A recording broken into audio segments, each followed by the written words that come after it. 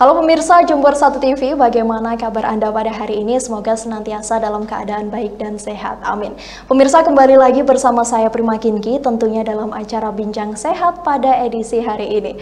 Masih seputar kesehatan pemirsa, jika pada episode sebelumnya kita telah mengupas tuntas mengenai ibu hamil muda, maka pada hari ini kita juga akan membahas topik mengenai isu-isu kesehatan yang tentunya dekat dengan masyarakat, yakni anak kurus. Pemirsa di rumah, tentu Anda sering kali mendengar kata-kata bahwa anak merupakan generasi penerus bangsa. Maka dibutuhkan anak yang sehat secara jasmani dan rohani agar dapat menciptakan bangsa yang kuat dan berkualitas.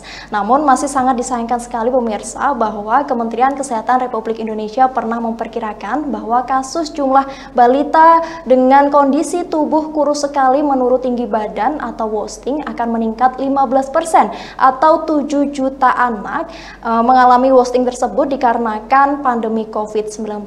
Nah pemirsa, hal tersebut ternyata diimbangi atau diiringi dengan adanya data dari studi status gizi Indonesia atau SSGI 2021 bahwa terjadi penurunan kasus wasting dari 7,4% menjadi 7,1% pada tahun 2021. Namun di sisi lain pemirsa, ada data yang menunjukkan adanya peningkatan kasus kondisi underweight atau kurang berat badan pada anak di Indonesia, yakni meningkat dari 16,3% naik menjadi 17%. Nah, hal tersebut dikhawatirkan akan memicu naiknya kasus wasting itu tadi. Nah, pemirsa, otomatis hal tersebut menjadi tanda tanya besar bagi para orang tua yang ada di Indonesia mengenai wasting ini. Sebenarnya apa sih penyebab dari kurangnya berat badan tersebut? Karena memang jika kita berbicara mengenai kurangnya berat badan akan sangat erat kaitannya dengan gizi pada anak yang memang menjadi concern atau fokus dari para orang tua yang ada di Indonesia.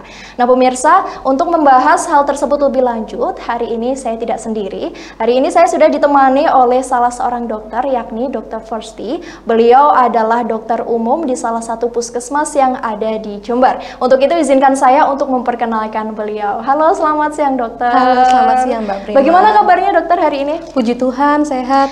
Mbak Prima, apa kabar? Alhamdulillah, saya sehat dokter, luar biasa sekali dokter. Sebelumnya saya ingin mengucapkan terima kasih kepada dokter karena telah meluangkan waktu di sela-sela kesibukannya untuk hadir di studio kami untuk tentunya berbagi ilmu kepada kita semua, khususnya para pemirsa Jember 1 TV yang ada di rumah. Karena saya yakin dok, topik kita pada hari ini akan sangat membuka wawasan dan awareness para orang tua di rumah tentang gizi buah hati mereka ya dok ya. Nah sebelum kita memulai diskusi kita pada hari ini dokter, mungkin ada baiknya jika kita atau mungkin Dokter Firsti menjelaskan kepada kita semua mengenai sebenarnya anak kurus itu yang bagaimana sih dok? Silahkan dokter. Oke baik, terima kasih ya Mbak Prima ya. Jadi kalau misalnya kita kembali dulu ke perdefinisinya, pengertiannya ya, kalau misalkan dari Permenkes nomor 2 tahun 2020 itu mengatakan bahwa anak itu seorang yang berada di usia 0 sampai 18 tahun. Nah, seorang yang berada di rentang usia ini, dia harus dipantau dengan betul, harus diamati dengan betul perkembangan dan pertumbuhannya, terlebih status gizinya. Apakah yang dia terima selama ini memenuhi nutrisi dia? Apakah selama ini dia bertumbuh dengan optimal? Begitu Mbak Prima. Jadi gini Mbak Prima, tadi kan sempat dibahas tentang wasting sama Mbak Prima kan. Jadi wasting itu suatu kondisi kurus pada anak. Dia kalau misalkan kita plotting status gizinya, dia berada di gizi kurang. Jadi sebenarnya status gizi itu ada beberapa kriteria Mbak, ada beberapa kategori. Jadi ada yang namanya gizi overweight, ada yang namanya obesitas, dia ada normal juga, ada gizi kurang, dan yang terakhir ini kurang gizi atau gizi buruk istilahnya. Dan wasting ini berada di gizi kurang. Dia kalau kita plotting menurut berat badan dibandingkan tinggi badan tadi, dia berada di -2 standar deviasi. Itu kalau makna wasting. Sedangkan kalau kita udah bahas wasting, pasti kita erat kaitannya dengan stunting. Nah, kalau stunting ini dia kurang gizi secara kronis. Jadi sudah lama sekali. Mudahnya kalau wasting tadi itu kurus dan stunting ini pendek Mbak Prima. Jadi wasting merupakan kurang gizi yang secara akut dia cepat. Jadi berat badannya kurus. Dan yang stunting itu dia pendek. Secara perawakan dia pendek, standar deviasinya kurang dari -2. Jadi Dia yang kronis itu stunting, yang akut itu wasting. Bisa dikatakan wasting, dan akhirnya stunting. Jadi suatu kondisi akut yang dilanjutkan terus-menerus, dia kurus, dan akhirnya dia juga nggak punya energi buat bertumbuh secara tinggi badan. Makanya si anak akan jatuh pada kondisi stunting tadi. Itu, Mbak. Wah, menarik sekali ya dok bahasan kita pada hari ini. Lalu kemudian bagaimana sih dok kita tahu ini kondisi anak ini kurus atau tidak, itu seperti apa dok? Nah, bener banget. Sering banget kalau dipraktekkan, kita datang atau kita pas di tempat umum kita lewat nih, anak nih kurus. Benar atau sekali. kita di rumah sambil lihat anak kita, anakku ini benar-benar kurus atau enggak sih, atau perawakan dia kurus. Nah, kita harus periksa status gizinya. Ini penting banget, periksa status gizinya. Dan untuk memeriksa status gizi itu ada parameter dan data-data yang dibutuhkan, seperti berat badan, jenis kelamin, usia si baby, tinggi badan si baby. Kalau mau lengkapnya ada lingkar lengan atas juga, ada lingkar kepala juga. Itu data-data yang kita butuhkan untuk mengetahui status gizi si anak. Dan status gizi itu macam-macam Mbak Prima. Tadi yang Mbak Prima sampaikan itu ada berat badan dibanding usia. Itu ada istilah underweight, ada normal, ada obese, ada overweight. Itu ketika berat badan dibandingkan dengan usia. Lalu ada juga berat badan dibandingkan dengan tinggi badan. Seperti yang kita bahas tadi, ada wasting. Kalau misalkan saya buat urutan, itu ada yang paling bawah sendiri itu severely worst. Jadi suatu kondisi yang kurus parah. Lalu ada wasting, itu kondisi kurus, lalu normal, baru di atasnya dia ada overweight dan obese gitu. Terus ada berat badan, tinggi badan per usia juga dibandingkan dengan usia. Yang tadi ada yang stunting, severely stunting, normal, hingga dia juga tinggi yang cukup gitu Mbak Prima. Seperti itu ya dok ya. Jadi kan memang di masyarakat kita seperti itu ya dok ya, biasanya kan banyak ini rumor-rumor kalau anak kurus itu berarti pasti kurang gizi, seperti itu kan dok. Nah lalu bagaimana kita menyimpulkan bahwa anak tersebut ini memang perawakannya kurus atau kurang gizi, seperti itu dok. Nah dikatakan kurang gizi itu yang seperti apa dok? Nah kurang gizi itu mudahnya Mbak Prima, sebelum ketika ibu-ibu hamil nih, trimester awal, kemarin kan bahas kehamilan ya, Iya. itu tiap periksa ke fasilitas kesehatan pasti disangoni suatu buku. Nah kebetulan saya bawa bukunya. Di mana ya bukunya? Spesial untuk pemirsa nih. Iya. Sampai dibawakan sama dokter. Iya, saya ambilkan di tempat kerja saya. Ini adalah buku KIA Mbak Prima. Nah di buku ini itu lengkap sekali isinya. Dari kurva-kurva yang saya sampaikan tadi, ada BB per U, BB per TB, terus ada TB per U, itu semua ada di sini Mbak Prima. Jadi kalau misalkan kita periksa si baby, dia statusnya apa? Kurus kah? Benar-benar kurus atau tidak? Atau emang anak ini kurus, bapak ibunya kurus, bapak ibunya pendek, makanya si anak pendek, itu dari sini. Kita plotting status gizinya dari sini. Jadi kalau di Indonesia sendiri Mbak Prima, kita pakai buku KIA. Nah, di buku KIA itu di bagian halaman 19, itu ada KMS Mbak Prima. Ya, aku tunjukin kah? Boleh. Nah, KMS itu seperti ini Mbak Prima. Nah, KMS, saya tadi udah sampaikan, ketika kita melihat status gizi seorang anak, kita harus tahu jenis kelaminnya dulu. Karena di KMS ini ada cewek sama cowoknya. Yang cewek itu warnanya pink. Nah, ini pink. Nih pink. Nah, terus kalau si cowok itu KMS-nya berwarna biru. Nah, ini untuk kita ketahui status gizi dia dengan cara gimana? Kita timbang setiap bulan. Jadi ibu-ibu jenengan kalau rawuh ke posyandu itu pastikan ditimbang anaknya. Setelah ditimbang jangan lupa dicatat. Kalau nggak dicatat pasti lupa. Lupa. Nah, kalau sudah dicatat ada angka titik di sini. Jadi si KMS ini yang mendatar ini adalah usia si baby. Terus yang vertikal ini adalah berat badan dia.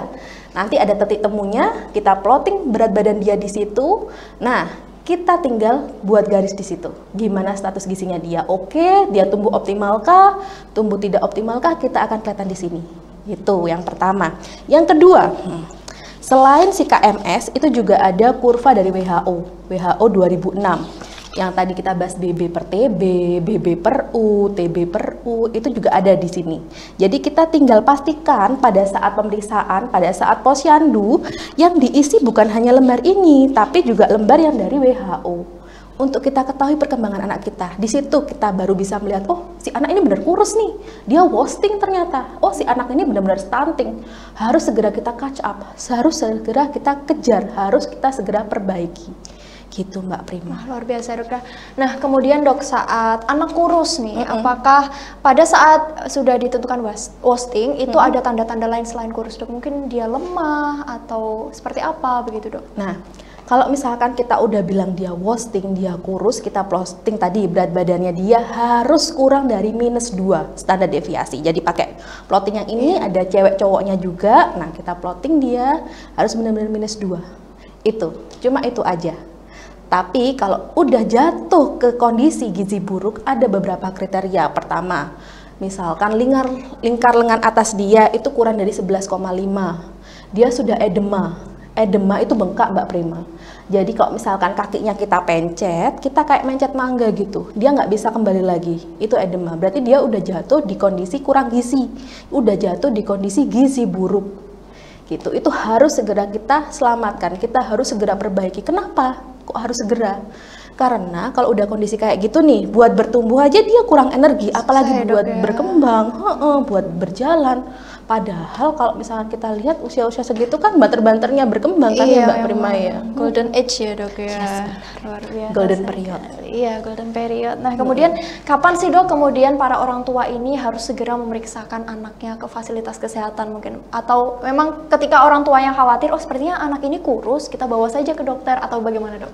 Nah, kalau misalkan sering timbang, rajin ke posyandu, itu akan sangat membantu Mbak Prima. Misalkan nih, plotting KMS tadi, dia semakin lama semakin mendatar. Nggak ada penambahan berat badan, 2 bulan berturut-turut nih, dia nggak ada penambahan berat badan. Terus semakin menurun dan menjauhi garis normal, itu harus segera dibawa ke dokter. Harus dibawa ke fasilitas kesehatan. Biar kita cari tahu penyebabnya apa. Kalau sudah kita cari tahu penyebabnya apa, sedapat mungkin penyebab ini harus kita atasi Mbak Prima, karena banyak sekali penyebabnya. Gitu. Oh gitu ya dok. Nah kemudian berarti kepada para orang tua di rumah nih memang harus rajin-rajin ke posyandu ya dok ya, kalau punya buah hati yang masih kecil gitu ya dok ya. Paling enggak ditimbang setiap bulan Mbak Prima, itu penting banget menimbang dan plotting. Seandainya kesusahan buat menimbang dan plotting, kalau kesusahan juga kan susah nih ibu-ibu kerja, terus working mom, harus menyempatkan diri ke posyandu, kadang nggak sinkron waktunya dia dengan waktu posyandunya, boleh datang ke fasilitas kesehatan, fasilitas kesehatan terdekat. Luar biasa, tadi kan disinggung juga ada beberapa hal-hal yang bisa berdampak buruk kalau tidak segera ditangani anak kurus ini tadi ya dok ya, itu apa aja dok kira-kira dok? Banyak Mbak Prima. Kalau misalkan kita muda deh, kalau wasting tadi kan dia susah untuk gemuk kan, dia kurus terus, kurus berkelanjutan, dia pendek. Nah, untuk bertumbuh aja dia kurang, apalagi untuk perkembangannya, pasti delayed. Padahal dia harus belajar ngomong, dia harus belajar berjalan, dia belajar merangkak. Gitu Mbak Prima, ini harus segera kita cari tahu. Apalagi nih kalau dia kayak gitu ternyata gara-gara infeksi. Kalau cuma nutrisi gitu kita bisa segera memperbaiki ya dok ya. Pendekatan sama ibunya, gimana caranya? Kalau 0 sampai 6 bulan ini kan dia full ASI masih nih. Benar. Apa ASInya masih oke, secara kualitas biasanya oke. Seorang mama dengan single breast, single payudara itu masih bisa memenuhi kebutuhan babynya istilahnya. Itu masih oke. Kalau dari supply and demand-nya payudara ya, air susu ya. Nah, itu masih oke. Biasanya permasalahannya kalau 0 sampai 6 bulan itu di perlekatan, Mbak. Jadi attachment si baby ke putingnya ibunya. Maaf ya, Mbak ya. Nah, jadi kayak gitu. Yang bermasalah. Jadi harus kita cari tahu kalau memang yang bermasalah perlekatan ya kita ajari si ibunya, kita edukasi si ibunya. Kalau misalkan udah 6 bulan nih, 6 bulan ke atas kan udah mulai MPASI, udah makanan pendamping ASI. Gimana porsinya dia? Intake-nya gimana? Seberapa porsinya itu harus kita bantu si ibu untuk menentukan porsinya si adik, nutrisinya si adik, proteinnya seberapa dok, karbohidratnya seberapa dok, lemaknya seberapa. Itu menu lengkap MPASI sekarang. Kalau dulu kan ada istilah menu 5 bintang, 4 bintang, sekarang pakai MPASI menu lengkap. Jadi karbohidrat, lemak, protein, jadi buah dan sayur apa nggak perlu? Perlu, tapi hanya sebagai pengenalan gitu ceritanya. Itu yang harus kita pantau. Nah, lalu dok, kemungkinan terburuk nih, apakah bisa menyebabkan kematian kepada anak ini tadi kalau tidak segera ditangani seperti itu? Bisa saja Mbak Prima. Jadi kalau misalkan si baby ini dia mengalami stunting or wasting, ternyata penyebabnya infeksi, misalkan kita sebut saja lah TBC. TBC itu adalah suatu penyakit yang jahat Mbak Prima. Itu infeksi yang disebabkan oleh Mycobacterium tuberculosa, dan spektrumnya luas banget dari yang paling ringan gejalanya sampai yang paling berat. Nah, kalau misalkan si baby jatuh di kondisi paling berat, gimana kondisinya? Bisa sampai nggak sadarkan diri. Biasanya kita kenal dengan meningitis TB. Jadi ada infeksi tuberkulosis pada selaput otak, peradangan pada selaput otak, itu sampai nggak sadarkan diri, sampai jatuh ke kematian juga bisa. Atau di spektrum yang paling rendah dia cuma berdeham, batuk terus-terusan, demam terus-terusan, kondisi sakit yang terus-menerus ini, infeksi yang terus-menerus ini pada si baby, otomatis bikin dia nggak enak makan. Kayak gitu kan, intake dia kurang jadinya. Dan stunting or wasting itu sangat berkaitan dengan infeksi, sangat berkaitan dengan TBC lah sebut saja ya itu ya. Itu sangat berkaitan. TBC sendiri itu dapat membuat seseorang anak mengalami stunting, mengalami wasting. Dan kondisi stunting, kondisi wasting ini buat imun si anak itu juga rendah, kurang, sehingga dia dengan mudah sekali terpapar TBC. Kita nggak bisa memungkiri ya, keadaan negara kita masih endemis TB, kasus TB masih banyak. Ditunjang stunting juga kita masih top 3 Benar Jawa Timur. sekali, apalagi Jember ya, lumayan ya dok ya kasusnya. Ya, dok. lumayan. Jadi ini yang harus kita pikirkan. Kasus TBC-nya masih banyak, anak stuntingnya nggak segera terjaring. Waduh, itu jadi polemik sendiri. Kasihan sekali kok misalkan penerus bangsa kita ternyata terus-terusan stunting. Gimana perkembangan dia? Gimana ngomong dia nanti? Perkembangan otak dia gimana gitu? Ya pemirsa, luar biasa, sangat menarik sekali pembahasan kita pada hari ini. Tadi Dr. Firsti juga sedikit membahas mengenai TBC dan juga stunting. Untuk apa informasi selanjutnya? Jangan kemana-mana, setelah jeda pariwara berikut kami akan lanjutkan obrolan kita.